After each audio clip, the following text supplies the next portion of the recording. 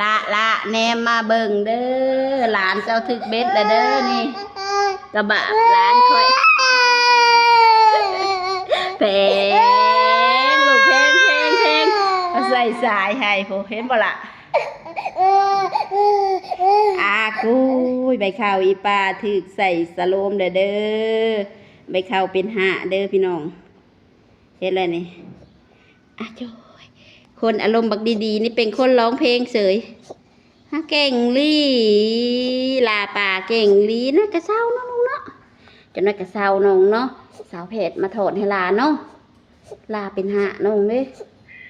นี่สิเนาะไปเข้าใส่สโลมเด้อมื้อนี้เมื่อคืนนี่ยังพรตะติ้งน้อยอยู่มื้อนี้สาวเพจใส่สโลมให้ไปเข้าอยู่กับป่าเด้อพี่น้องแม่ไปเข้าไปหาผัวจากอยู่รถเก่งนอนสรุปแพงใบเขาถือเบ็ดใบข้าวถือเบ็ดแล้วมันนี้ใบข้าวอีเมป้าถือเบ็ดแล้วคนขี้ดื้อนี่นะคนขี้ดื้อนี่นะเป็นอะไรลูกใบข้าวเจ็บน้ำตาเต็มกระบะหลานค่อยใบข้าวเป็นห้าเนาะลุงเนาะใบข้าวเป็นห้าเด้อใบข้าวก็เลยใส่สโลมแม่ลูกแม่อยู่นอกโหจักไปเข้าอยู่กับอีป้าสองคนอยู่ในห้องหมอพี่เด้อพี่น้องห้องหมอดงเห็นเฮานอนลงเนาะใช่เด้อใบเขาเจ้าอย่าร้องเพลงหลายเด้อใบเขาคนเก่งอีป้าได้ดีได้อะโกยกระบาดใบเขาหะเด้อพี่น้องดูใส่สโลมเห็นมั้ยเนี่ยเขียดประสันคนบ่เคยใส่สโลมจักเทื่อเนาะลูกเนาะตั้งแต่เกิดแล้วเนาะเวลาบ่เคยใส่สโลมแม่ลูกลาก็เลยเครียดโบกูดใส่สโลมแล้วมันให้ลาเศร้าเด้อเด้อลาอีปายเศร้าเด้อเด้อติ้งน้อยเอ้ยไปเข้าเอ้ยเครียดแฮงไปเข้าเครียดใครเอ้ยเครียดแฮงแท้เนาะมาเบิ่งทุกคนแม่ป้าพาไปเข้ามาหอดโรงหมอเซโนเด้อพี่น้องสโลม2 ถุงแล้วพี่น้องแต่อยู่โรงเห็นน้องยังห่าอยู่พี่น้องไปเข้าเป็นห่าก็เลยพากันมาเซโนเนาะพี่น้องวันนี้แม่ป้ากับใบเข้ากับซินอนโรงหมอเนาะพี่น้องอยู่เซโนกระบาดหลานคอยจนงองแงดอกลูกเด้อโจะแผลเขาใส่เบ็ดลูกฮะมาแม่เบิ่งฮะเขาใส่ในใส่ลูกแผลใส่ลูกใส่เบ็ดลาไม่ใช่พออีแม่ไว้ใส่เบ็ดลาไม่ใส่สะพอนสีเสาห้องพิเศษมีอยู่น้องพี่น้องเสาห้องพิเศษคือ150,000ว่ะก็เลยเปิดพัดลมเนาะไปเข้ากับโบได้ให้ซ้ำอยู่ดงเห็นปะได้เพราะว่ามันมีแอร์มีพัดลมเลยเนาะลูกเนาะอยู่พุ่นเลยให้ปลาจนเมื่อยจีมานี่ใครแน่บ่ให้ปะได้มาอยู่โรงหมอเซโนนี่สโลมกับใกล้ซีเบิร์ดเลยเนาะลูกเนาะจะได้กระเบิดสโลมเนาะใส่ยาไปแล้ว3 เข็มมันนี่กับพี่น้องสโลมอีกถุงหนึ่งโอ้ยหลานข่อยกระบะพี่น้องตั้งแต่ไปเข้าเกิดมาแม่ป้าไม่เคยพาหลานไปห้องหมอจักเถิดเนาะพี่น้องบ่เคยเจ็บเคยเป็นมาบ่ได้เพราะว่าเป็นอะไรกับบ่ฮู้เป็นโรคห่าอะลูกอะตุ้ยเห็นดิอันนี้ฮะลูกเบิ่งแม่เบิ่งค่ะสาวแพทย์เอาใส่นี่โอ้ไม่ไปเป่ามั้ยอมไม่ไปเป่าเพี้ยงไอ้สาวแพทย์อย่าเอาอันนี้ใส่ให้ล่าเด้ออันนี้นี่ลูกนี่ทูนี่ใส่นี่ทูใส่ไว้ลูกว่าเอาทูใส่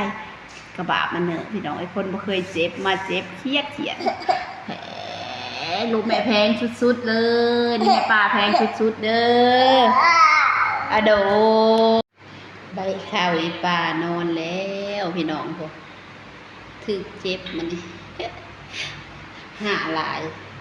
จนเพียพวกใช่ยาแล้วเราแทงยาใส่แล้วใช่แล้วมันแล้วเขาก็จะว่าอยู่ได้พังเบิ้งขันมันอันนั้นเขาก็มาใส่อีกขันมันบุคิดว่าแม่มากับสะพรเลยพี่น้องบ่แม็กมาส่งแล้วเพิ่นกระมือพี่น้อง ยังครับนั่นแหละเอาล่ะ นี่พี่น้องอยู่ห้องหมอเซโนเด้อพี่น้องหลานไปรับแล้วล่าสุดไปเข้าอีปาเนาะเป็นห้าพี่น้องบ่เคยเห็นใบเข้าเป็นจักเธออีปาก็จะตกมกตกใจพี่น้องเห็นไร ว่าไปสิเอาลงเฟซแล้วก็คนนึงสั่งดู ไปเข้าอีปาเด้อนอนเพลงแรงอยู่ค่ำแล้วพี่น้องมากับมื้ออื่นพุ่นละจังสิเมื่อพากันมานอนคืนหนึ่งมากับแม่นอนกับแม่ไปเข้ากับอีปา2 คน3ทั้งหลานพากันนอนอยู่แม่ก็กลับเลยแม่ไปเข้าก็อยู่น้ำกัน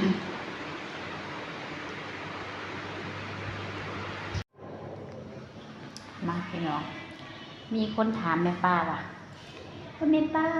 าไปห้องหมอดงเห็นนักร้องเขาถามว่าเจ้าเอาหลานนั้นเขาจ้างจะบอกบอเด้อพี่น้องบอได้จ้างแต่ว่าแม่ป้าเอาหลานด้วยความแม่ป้าหักแพงหลานเนาะพี่น้องหลานก็ต้องซ้ำลูกแม่ป้าพี่น้องตั้งแต่ไปเข้าเกิดก็มีแต่แม่ป้านี่แหละเอาจนว่าใหญ่ซุมือคือมันสิเลยเจ็บเป็นเอ็นอุ่นก็มีแต่แม่ป้าพี่น้องหักโดยใจจริงบ่ได้จ้างบ่ได้ว่านพี่น้องคือแซ่เฮาเอ้ยน้องมีสามีเนาะพี่น้องบ่เบิ่งกันจักไผสิเบิ่งพี่น้องพ่อแม่เพิ่นก็จากไปแล้วมีแค่เอ้ยและน้องพี่น้องมีคนบางหลานสิแหละซุมือพี่น้องมาแพงหลานคือสิเจ็บเป็นเอ็นอุ่นปากกันนี้บ่ได้หนีจากคากหลานเลยพี่น้องยันว่ายันหลานเป็นหันเป็นนี่เบิ่งหลานคอยนี่รับแล้วไปเข้าอีแม่ป้านี่พี่น้อง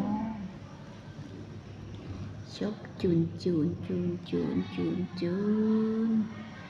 ยังใส่เข็มล็อกไว้เนาะพี่น้องเพราะว่าเดี๋ยวยันว่าน้องบ่เศร้าแล้วเพิ่นยังสิเอายาใส่เด้พี่น้องกระบาบหลานข่อยแพงสุดๆเด้อหลานอีแม่ป้าแพงจังได๋แม่ป้าเอาตั้งแต่มื้อเกิดพี่น้องเอ้ยพุ่นน่ะไปเข้าอีป้าหลานเจ็บเป็นแม่ป้าก็จนบ่ได้อยู่พี่น้องเบิดมือเลยมันเอาหลานจีตั้งแต่ห้องหมอตอนนั้นจนฮอดห้องหมอนี่มาเบิ่งเนาะพี่น้องว่ามันสิเป็นจังได๋คันว่าเศร้ามื้ออื่นก็ได้มื้อพี่น้องป้าเว้าดังบ่ได้เพราะว่ายันหลานตื่นพี่น้องเอ้ยเพิ่นนอนพักผ่อนน่ะเจ็บหลายมองแทงแล้วมันว่านะ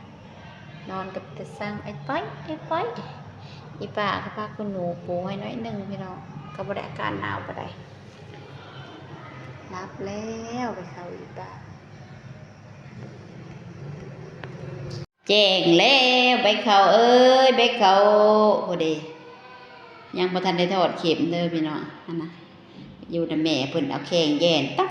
กแลงไปเข้าอีป้าเมื่อคืนนี่บ่ายนึงยังบ่ได้นอนไปเข้าเด้ชุดมือเขาออกเด้เพิ่นสิลงแล้วเด้อะย่างจริงจ้ะบ่ลูกฮะขี่บ่ลงยักย้อนแข่งตาจนตูมให้หลายเนาะเขา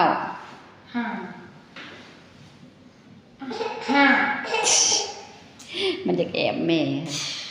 ตัดอารมณ์บ่จ้อยโยเอาอันนี้แจ้งแล้วพี่น้อง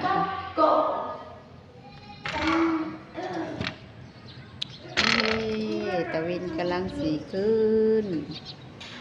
แจ้งแล้วพี่น้องตะวินกำลังขึ้นซีโนพี่น้องป้าก็ไปเข้าอยู่ชั้น2พี่ไปเข้ากับอีป้ากับแม่พรเพิ่นแม่ป้าถือเชือกถือพัฒนาอยู่ทั้งหลังถือสิบ่ถือไม่ได้นี่เด็กกะมันนี่เด็กกระทั่งหลังแล้ววะนี่ยาวบ่ฮู้นำแล้วเนาะเขาจอยลิงจุ้ยไปเขาเอ้ยแล้วเขาไปโกนขี้บ่ดื้อบ่แจ้งแล้วพี่น้องสายจังน้อยก็พากันออกเมื่อแหละถ้าบ่แมกหมาวเบิ่งเลยค่ะยังเศร้าเนาะเขาเนาะอันนี้ไม่จะส่งแล้วนะมาละป่าปะ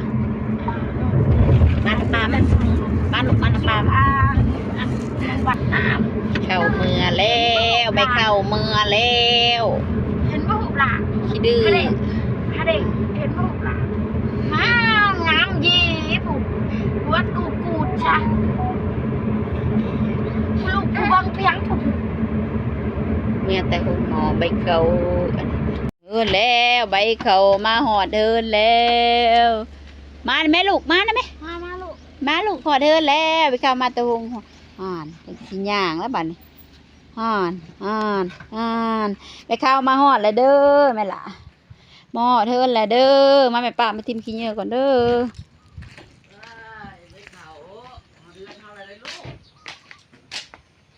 ใบเขา โอเคนี่เก็บ อืม เก็บเนาะหุ่นงอนกันเลย ช่องคุณแม่เขาเงาะกันเลยค่ะไปหามาพี่มาคนเพิ่งมาพี่ ใช้ยังสงัดกระตี เป็นกระเทียงกันพี่ครับ เรือกระช่องผัวตีกันผัวโอ้ยเนาะ กับนางเอกทะเลาะกันนางเอกตัวนี้ได้สักไปตีเขาเลยลูกไปตีเขาเลยลูกข่าวอีปลามาหอดเฮินกับพอดีย่างกังเจจางจ้าพอ โอ้ยแพงดีหล่ะเด้ เอ๊ะ แพง มัน หล่ะ จะ ไปเข่าเด้